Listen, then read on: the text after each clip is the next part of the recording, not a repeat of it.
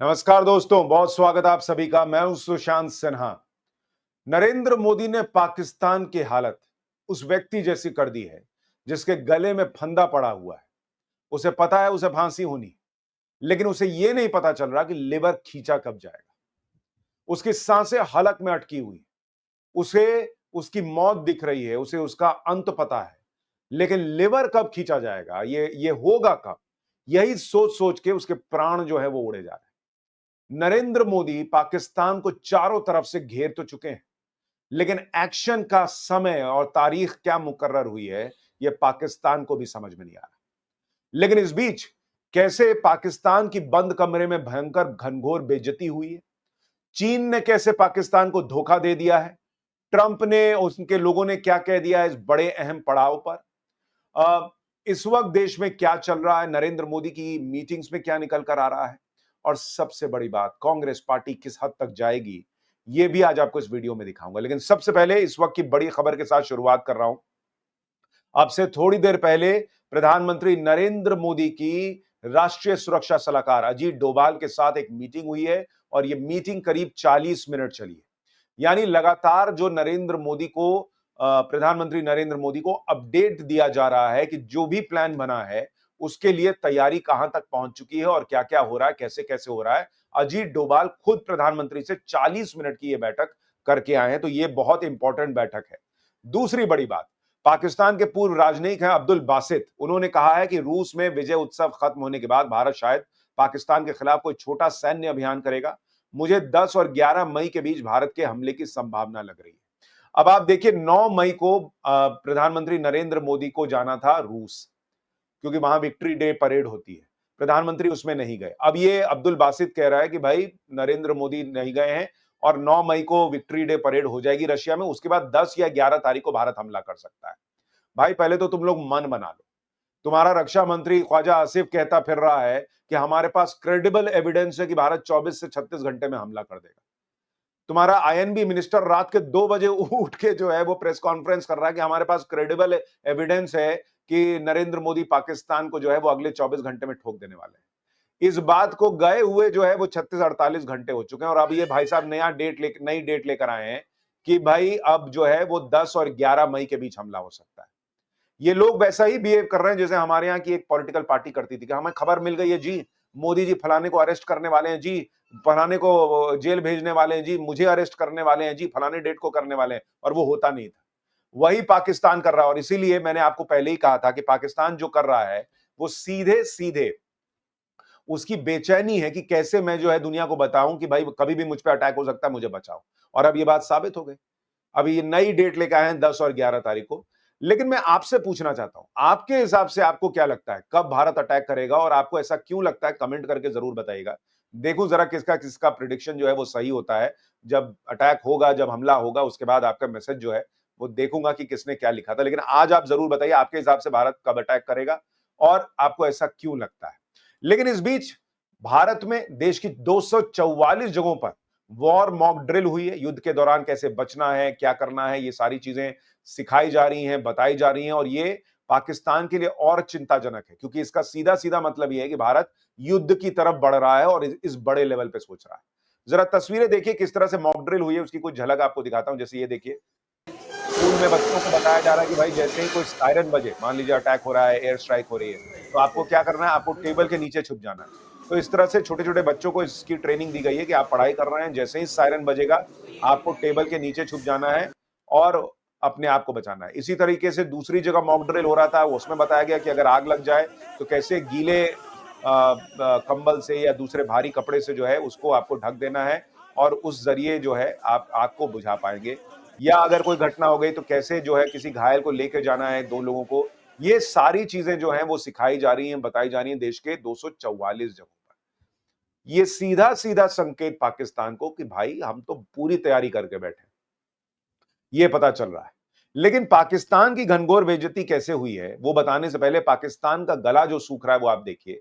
चिनाब नदी का पानी रोकने से पाकिस्तान में जल संकट पैदा हो गया है। पाकिस्तान के 24 शहरों में 3 करोड़ लोगों पर असर पड़ रहा है। तो यहां पर वो रवीश कुमार जैसे जो नाराज फूफा हैं और बाकी कांग्रेस और इंडिया अलायंस वाले पूछ रहे थे कि क्या ही हो जाएगा, मोदी जी ने कर दिया तो क्या होगा। पाकिस्तान कह रहा है कि भाई हमारा गला सूख रहा है, हमारे 3 करोड़ लोगों पर असर पड़ रहा है, और जो एनालिसिस है उसके मुताबिक पाकिस्तान की खेती बर्बाद हो जाएगी, और वहां पर जो है आप देखिए लोगों की जो जीडीपी पे है 21% हिस्सा जो है वो कृषि का है, उस पर असर पड़ेगा।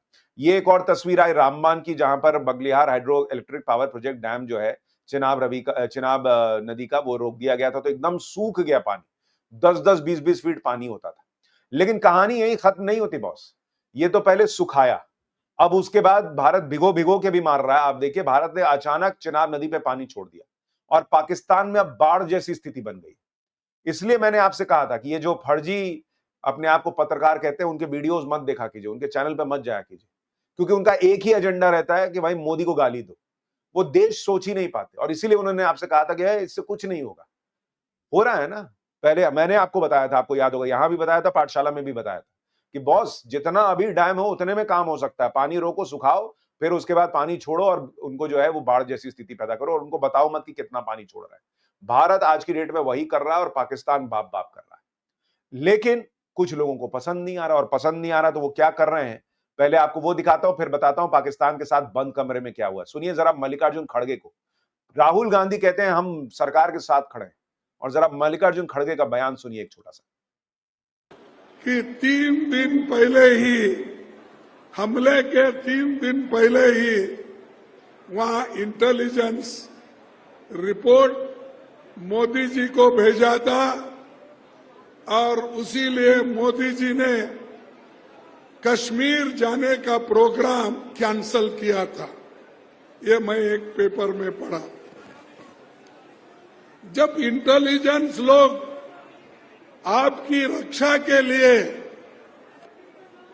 ये कहते हैं आप जाना मुनासिब नहीं है, तो आप वही बात अपने इंटेलिजेंस लोगों को, सिक्योरिटी को, वहां के पुलिस को, वहां के बॉर्डर फोर्स को आपने क्यों नहीं इत्तला दिया, और क्यों ये सुरक्षित लोगों का सुरक्षितपन क्यों नहीं किया।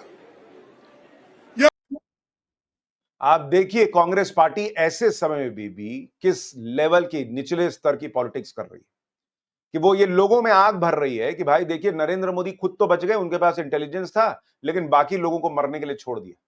क्या ये संभव है? आप बताइए, इनके पास कौन सी जानकारी है कि इंटेलिजेंस था कि नरेंद्र मोदी को वहां नहीं जाना चाहिए, खतरा हो सकता है? और अगर ये इंटेलिजेंस था कि नरेंद्र मोदी को वहां जाने से खतरा हो सकता है, तो अटैक के बाद उसी शाम गृह मंत्री अमित शाह कैसे चले गए? उन पर तो कोई अटैक नहीं हुआ, उन पे तो कोई हमला नहीं हुआ। और साथ ही साथ जब ये आप कह रहे कि भाई हमारे पास है कि भाई नरेंद्र मोदी को रोक दिया गया था, आपकी ऑल पार्टी मीटिंग हुई थी, आपने वहां क्यों नहीं पूछा सरकार से कि आप क्या इस वजह से नहीं गए थे? और ऐसे समय में जब युद्ध के हालात बन रहे हैं, आप सोचिए कैसे ये लोग जहर भर रहे हैं लोगों के मन में कि देखो देखो तुमको तो मोदी ने मरने के लिए छोड़ दिया था। कोई क्रेडिबल जानकारी नहीं है कि ऐसा हुआ था या नहीं हुआ था। लेकिन आप सोचिए किस लेवल पे ये लोग जाकर जो है वो चीजें करते हैं। खैर, इनको छोड़िए, मैं पाकिस्तान पर आता हूं। पाकिस्तान की हालत यह है कि पाकिस्तान दौड़ा दौड़ा यूनाइटेड नेशन सिक्योरिटी काउंसिल में गया था कि भाई भारत को रोकिए, भारत हम पे जो है झूठा इल्जाम लगा रहा है, हमने कुछ नहीं किया, पहलगाम में हमारा कोई हाथ नहीं है, ये जबरदस्ती हम पे चढ़ा जा रहा है। वहां यूएनएससी में बंद कमरे में जो ये मीटिंग हुई सिक्योरिटी काउंसिल की, उसमें पाकिस्तान के कपड़े उतार दिए गए, उसकी छीछा लेदर हुई है, उसकी घनघोर बेइज्जती हुई है। और वहां पहलगाम हमले में लश्कर शामिल था या नहीं, सीधे सीधे लोगों ने पूछ लिया कि अरे यार तुम तो दो कौड़ी के देश हो, सीधे बताओ कि लश्कर उसमें था कि नहीं। और उससे भी बड़ी बात, पाकिस्तान को वहां लताड़ तो पड़ी ही पड़ी। उसका दोस्त चाइना भी उसका साथ देने के लिए नहीं आया, जबकि चाइना वहां पर था। चाइना ने भी कुछ नहीं कहा। भाई ये इस वक्त हालत है जो मैंने आपसे कहा था कि जो अभी मौजूदा जियोपॉलिटिकल स्थिति है, चाइना खुलकर जो है वो भारत का विरोध नहीं करेगा। चुपेचाप जो है वो कुछ कर दे, थोड़ा बहुत तो संभव है, लेकिन खुल के नहीं कर सकता, और वही चाइना ने किया। जो चाइना बेशर्मी से पाकिस्तान को हर बार बचाता है, वो भी वहां पाकिस्तान के साथ यूनाइटेड नेशन की सिक्योरिटी काउंसिल में खड़ा नहीं हुआ। और वहां पाकिस्तान की बेइज्जती कैसे हुई? पहले तो पाकिस्तान के झूठे दावे को खारिज कर दिया गया, जिसमें कहा गया था कि भारत ने खुद अपने यहां आतंकी हमला कराया।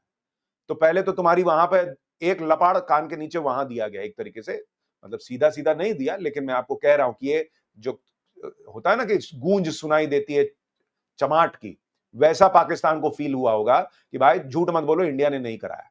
दूसरा, मामले को ग्लोबल मानने से इंकार कर दिया यूएनएससी ने कि भाई ये द्विपक्षीय मामला है, तुम लोग आपस में सुलझाओ, हम बीच में नहीं आएंगे इंडिया के। तीसरा, पहलगाम आतंकी हमले की निंदा की गई और इसकी जवाबदेही ठहराने की मांग की गई, यानी पूरे सिक्योरिटी काउंसिल ने कहा कि हां, पहलगाम में जो हुआ वो गलत हुआ और इसकी जवाबदेही तय होनी चाहिए। और फिर पाकिस्तान अपना रोया कि भाई ये सब जो है सिंधु जल समझौता वगैरह कर दिया, उस पर भी कुछ नहीं हुआ।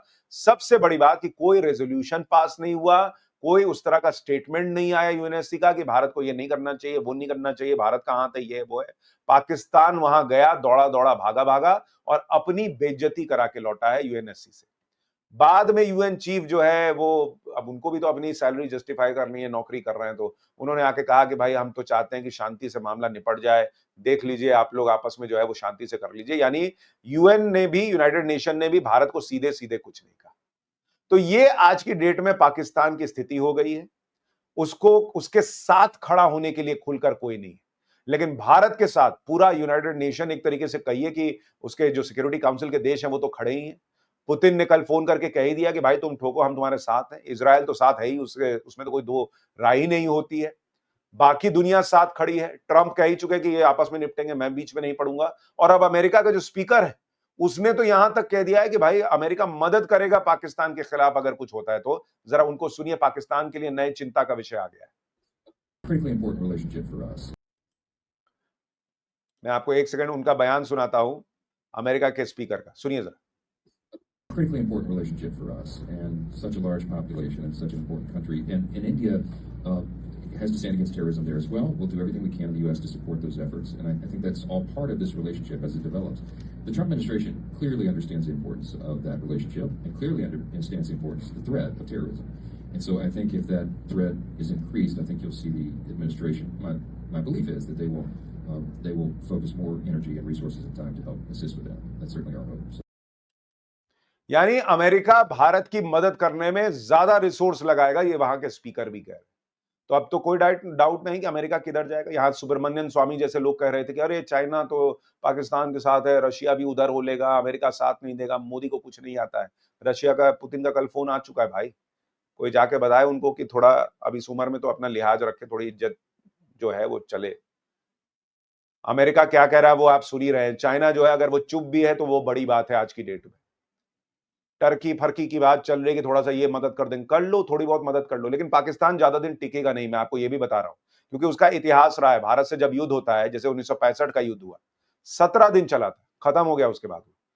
1971 का युद्ध 13 दिन में निपटा दिया था भारत ने। जो एक करगिल का युद्ध था वो करीब 60 दिन चल गया था, और उसकी वजह थी क्योंकि करगिल में जो पाकिस्तान ने युद्ध किया था वो अपने जो है वो चले चपाटे भेजे और वो ऊपर के इलाकों में जाके बैठ गए थे स्ट्रैटेजिकली पहले से जाकर, और वहां से गोली चलाते थे।